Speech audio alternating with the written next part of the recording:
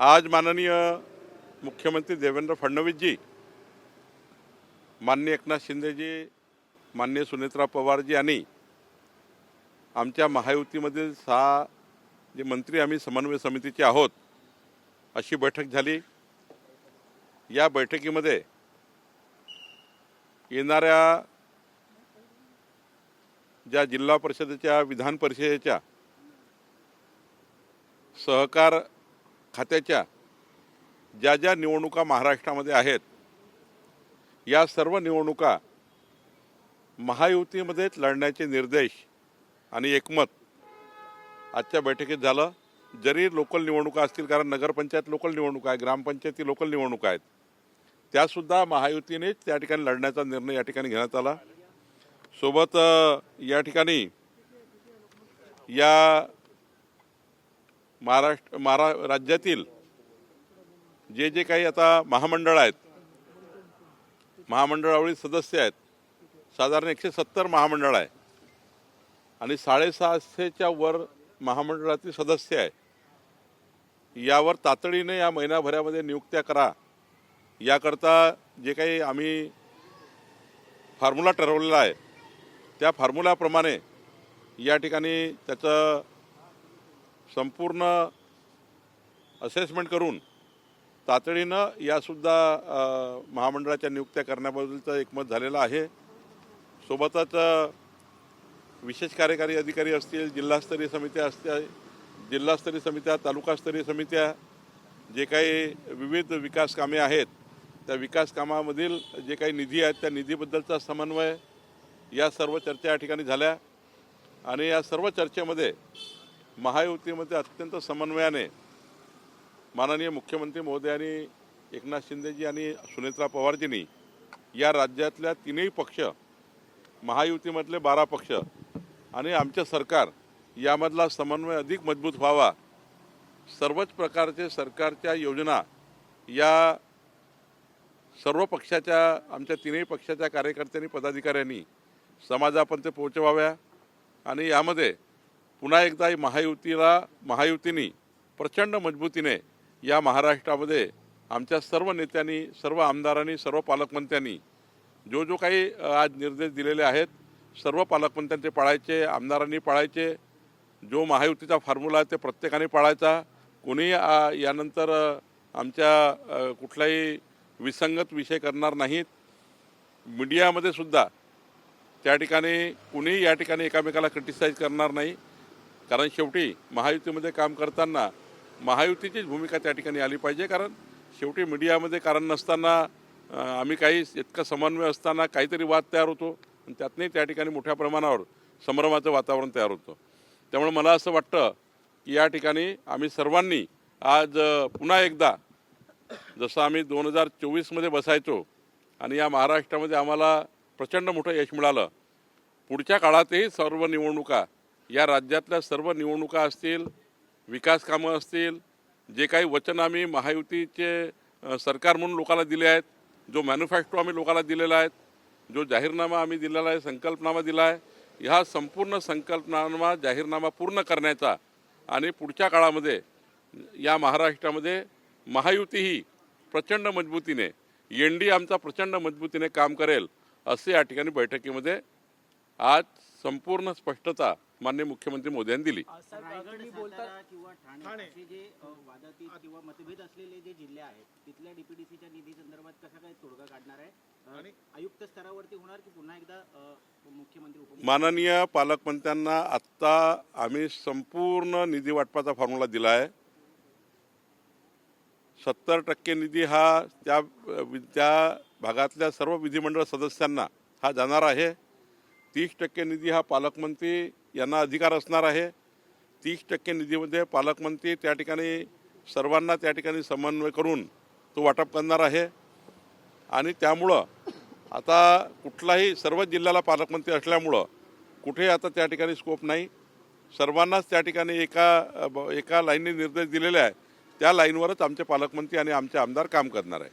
अंतर्गत वाद आहेत, जसा निधीचा विषय आला, पण जे अंतर्गत वाद आहे त्याच्यावरती काही बोललं झालं नाही। अंतर्गत वाद म्हणजे तेच सांगितलं की अंतर्गत वादातनं जे काही महायुतीचं जाणीवपूर्वक त्या ठिकाणी वातावरण खराब करण्यात येतं त्यामध्ये सर्वांनाच आज सूचना दिलेल्या आहेत की महायुतीमध्ये कोणतंही त्या ठिकाणी महायुतीबद्दल कोणी त्या ठिकाणी चुकीच्या पद्धतीने वागणार नाही.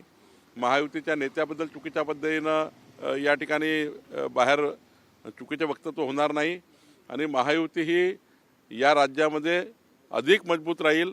महायुती एकसंघ राहील.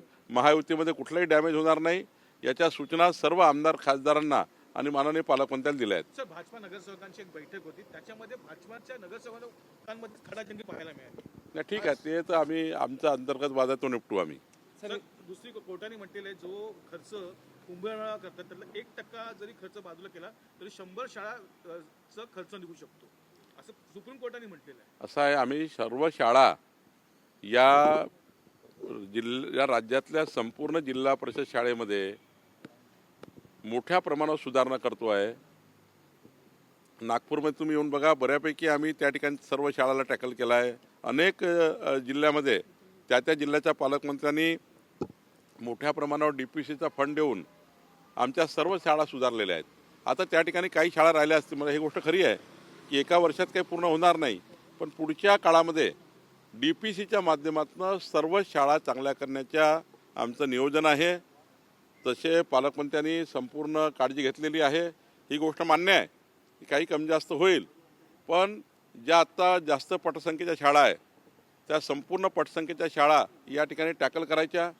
मी तुम्हाला उदाहरण देईल. आज अमरावतीमध्ये ज्या सरकारी शाळा आहेत, नगरपालिकेच्या आणि महानगरपालिकेच्या मालकीच्या आणि शासकीय शाळा आहेत, तिथे वेटिंग आहे.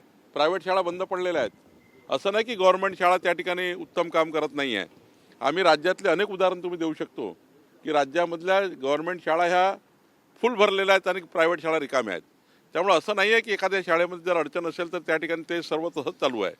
त्यामुळं आम्ही याच्यात सुधारतो आहे आणि मला असं वाटतं ज्या पद्धतीने पालकमंत्र्यांनी DPCचा पैसा 5%, 10% पैसा शाळा या विषयाकरता राखीव ठेवलेला आहे, यातनं चांगल्या पद्धतीच्या शाळा तयार होतील. राहुल गांधी यांनी मुख्यमंत्र्यांच्या तोंडावरती जरांगे पुन्हा एकदा मुंबईत येणार आहेत असं कळतंय आंदोलनासाठी.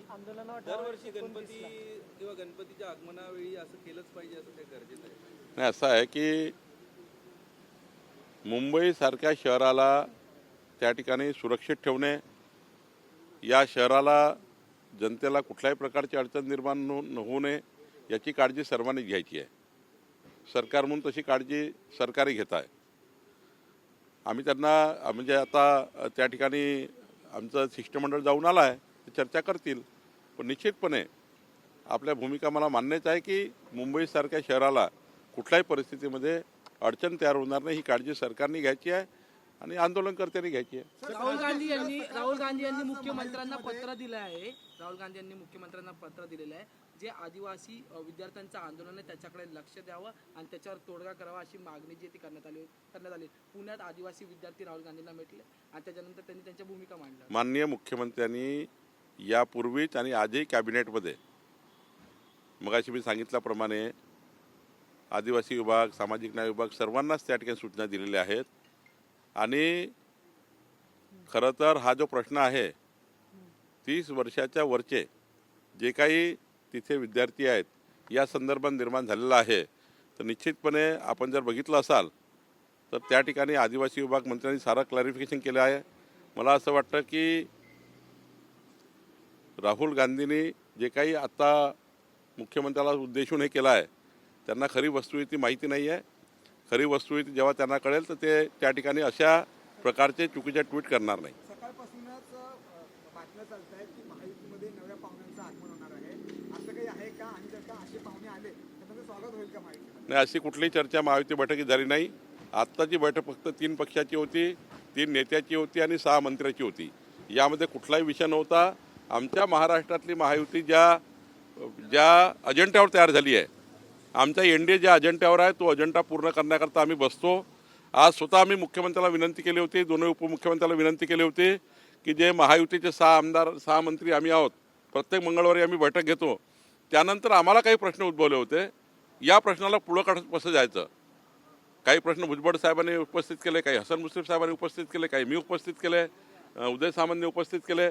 त्यामुळं महायुती चालवताना वरिष्ठ नेत्याचं मार्गदर्शन घ्यावं लागतं, म्हणून या ठिकाणी बैठक होती. शिष्टमंडळ आले जरांगेंना भेटून. तुम्हाला आता यांना घेतला प्रश्न, तुम्ही भेटून आले. सर एक प्रश्न आहे.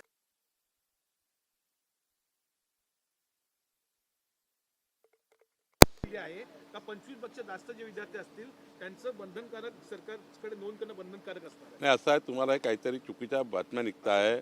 आत्ता मागच्या अधिवेशनामध्ये बऱ्यापैकी आमदारांनी प्रश्न मांडले होते की कोचिंग क्लासेसमध्ये जे काही अव्वाच्या सव्वा फी आहे आणि मोठ्या प्रमाणावर त्या ठिकाणी काही अनियमितता आहे. खूप आमदारांनी प्रश्न मांडले कोचिंग क्लासेस संदर्भात. त्यामध्ये एक त्या ठिकाणी योग्य पद्धती, चांगल्या पद्धतीचा कायदा असावा. या राज्यात कोचिंग क्लासेसची आवश्यकता आहे का? तर आवश्यकता आहे, पण हे करत असताना मात्र जी पिळवणूक होते आहे, हे करत असताना ज्या पद्धतीनं या ठिकाणी शाळाच्या शाळा त्या ठिकाणी आपल्या कोचिंग क्लासेसमध्ये आणण्याचा प्रयत्न करताय, याकरता कोचिंग क्लासेसचं प्रोटेक्शन असलं पाहिजे.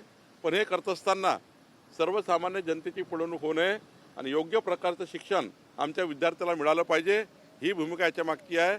मला वाटतं जे काही कायदा येईल किंवा जे काही SOP तयार होईल किंवा जे काही नियमावली तयार होईल, त्या नियमावलीमध्ये विद्यार्थ्याचं, पालकांचं आणि कोचिंग क्लासेसचं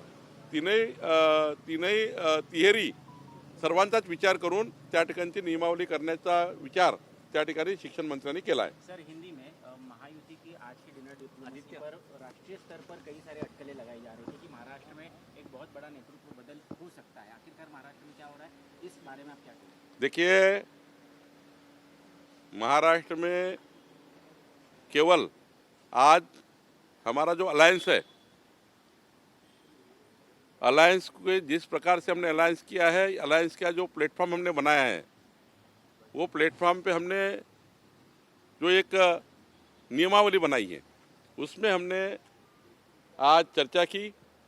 हमारे देवेंद्र फडणवीस जी, एकनाथ शिंदे जी, सुनेत्रा पवार जी, हम सब लोग थे. हमारे जो कोऑर्डिनेशन कमेटी है उनके 6 मिनिस्टर थे. और इसमें केवल हमने जो जनता से वादा किया है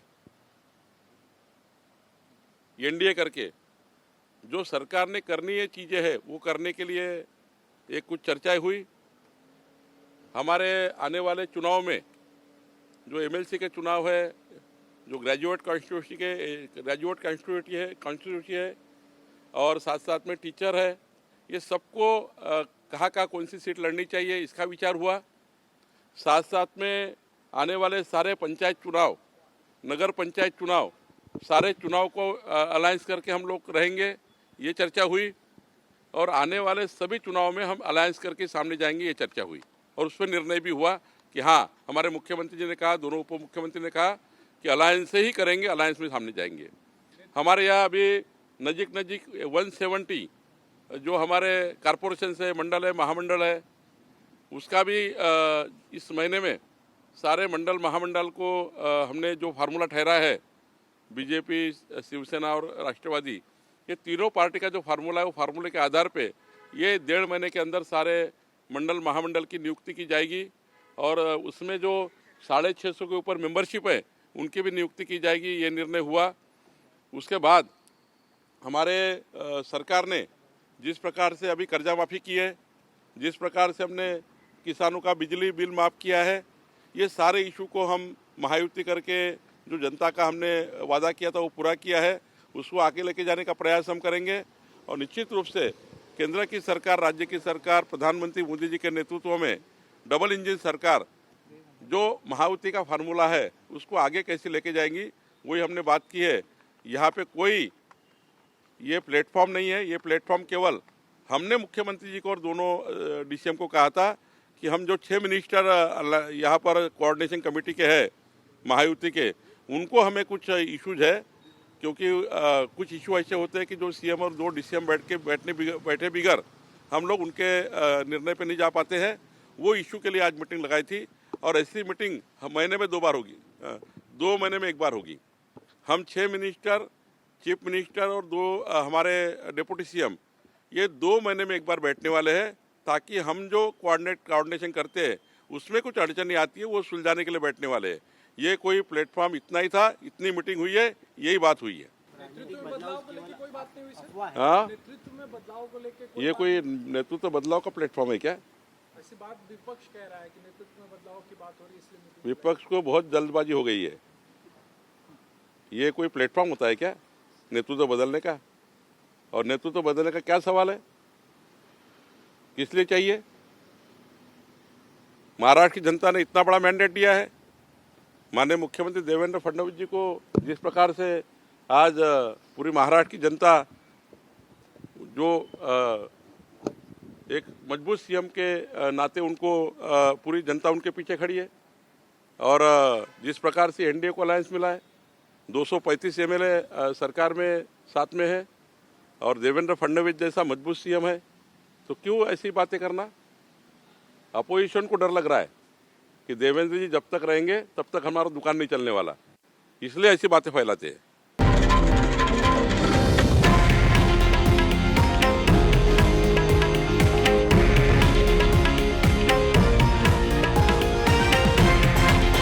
हे आहे देशातील नंबर 1 न्यूज नेटवर्क आणि आपण पाहत आहात TV9 मराठी, एकमेव।